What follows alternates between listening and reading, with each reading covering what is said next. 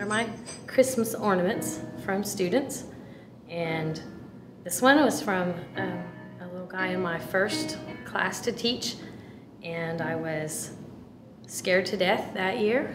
And this was from Kevin. I can still see him, a little red-headed guy, and every year I get this out and I hang it back up, and I don't know that I'll ever forget Kevin, because I have this. I had him write his name on the bottom, and so I would know exactly who it came from. My wife and I had been married a few years. We had 2 children. Both of them were little. We were on a teacher's salary, tight budget, and we were struggling at Christmas. Wasn't sure where Christmas was going to come from, but we were trying to make ends meet and go on. And the last day of school before Christmas, the home ec, which now Family Consumer Sciences, but they called home ec then, and the teacher came in and she said, the group got together, the FCCLA, and we did some food baskets, and we would like to give you a food basket. And I said, no, I said, there's a lot of people in the community that needs food more than I do. You need to take care of the needy people. And she says, no, she says, some of the students realize that y'all are struggling, so they know kind of what's going on in your life. And we know that you're hurting and that you're trying to make ends meet, and it's going to be a tough Christmas. And we just want to share with you. And it was so touching to realize that the students saw within another person that the giving spirit of realizing somebody was struggling and saying, what can I do to help that person?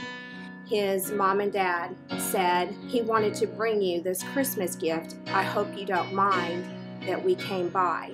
And I said, well, of course I don't. I was really happy to see him. And I said, but Cody, you already brought me, that Christmas mug on Monday. And he looked up at me and he said, but that wasn't from me. That wasn't something I picked out for you. That was something my mother picked out.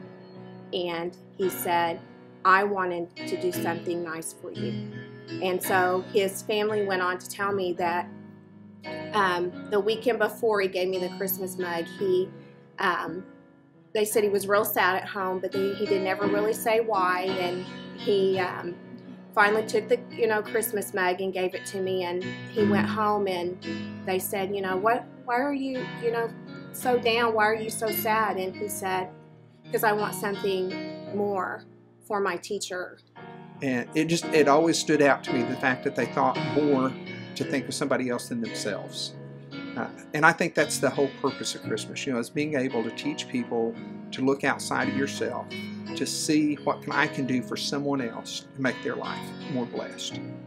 Back in 2006, we moved to Colorado, and we were beginning a church up there, and we just didn't have any money left. So at Christmas time, we were homesick. We wanted to come back to see our family, and we didn't have any money to give our kids presents. And I didn't tell anyone that, but the teachers that knew me and that taught with me, I guess felt my pain, and they took up a collection of money. They didn't tell me what to do with that money, but we knew what we were going to do with that money. We all decided we would not buy presents, but we wanted to come home and see our family. So we loaded up the car and the van and brought our babies back home, and we hugged on our family, and that was a very emotional time for us. I had a little guy named Jeremy, and he was a student that chose not to talk. And I remember being so afraid that I didn't know how to work with Jeremy, and he taught me so much that year. And I think about him every time I get the ornament out and hang it up. And sometimes I just leave this one out. I don't put it away, because since it's an apple, it fits. So some years I just leave that one out. I had a little girl in my class that didn't have much. She was just with her mom and several other siblings, and she brought me a shoebox that didn't have the lid on it. She had decorated the shoebox all up and colored it, and on the bottom of it she had put Kleenex, layered it, lined it with Kleenex, and she had put different stuff from her house and from her room. She had given me some old artificial flowers.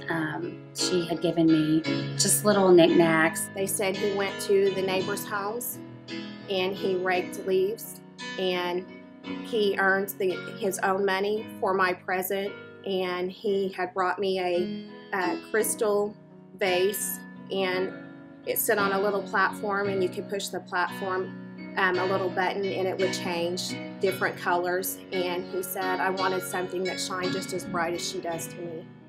But what touched me the most was she had had Fritos the night before for dinner, and she knew that I stayed after work late, and so she had sprinkled her Fritos all along the bottom of the shoebox, and she said that could be my snack for the day. And that has been the most memorable gift that I can remember that I've ever gotten from a student. He did give me a gift, but he wanted something just from him, and that was very special to me, and I won't ever forget it. And this little lady here, I don't remember who gave to me, but she really is probably my favorite Christmas ornament ever. And I have to put her on a really, one of the top branches because she's heavy. And so it just reminds me that of all the students that I don't remember, because I have no idea which one gave this to me. I don't think it was from my first class, but I'm not really sure. But every student, whether I can remember their names or anything specific about them, has still changed me. And I think that's one of the things I think about a lot at Christmas, is how I am better because of my students.